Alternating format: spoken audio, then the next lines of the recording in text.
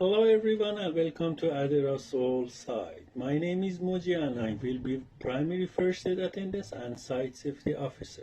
My phone number can be found posted on the first aid trailer door in the site office and on the fire extinguisher through the building. The site superintendent is Dennis and his foremen are Kurt and Jennifer. The first aid office located on the south side. I'm gonna show you first aid and hand wash station and evacuation center through the orientation. Just before we get started on the orientation, I would like to remind everyone of their rights and responsibility as a worker on site. As a worker, you have four basic rights. Number one, know about health or safety hazards. Number two, participate in workplace health and safety committees and activities. Number three, be protected from discrimination and harassment. And number four, refuse unsafe work. Your responsibility as a worker are to number one, follow WorkSafe BC regulations and all health and safety rules, and number two, to wear proper PPE. Proper PPE includes hard hat, high visible vest, and toe shoes with CSA approved. Eye and ear protection should be provided by your employer.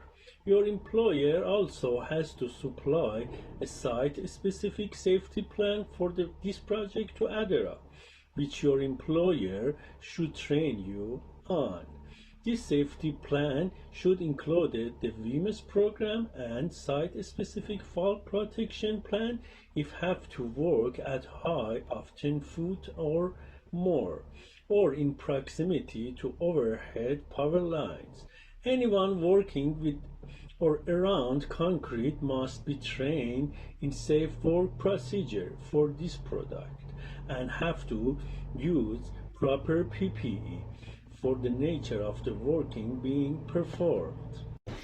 In the event of emergency, we have our in-home boxes located all around the site. There is one in front of the first aid office.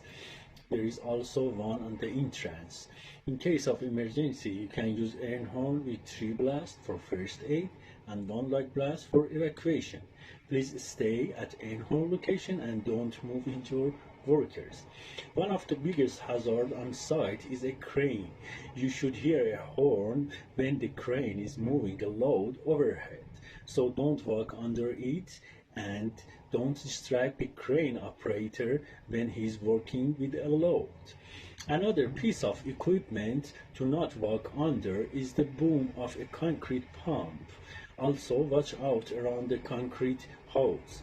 There will be lots of heavy equipment around the site at the different times. Make sure you make eye contact with the operator if you must work around or pass by them. All equipment on site should be inspected daily before use and have a logbook that records those inspections. And lots of this equipment require training, and we will be checking everyone to make sure they have the proper and up-to-date training for this equipment. Any excavation that is deeper than 4 feet must be bench sloped or shored before entry. Guardrail will be installed wherever there is a fall hazard, including all windows and door opening.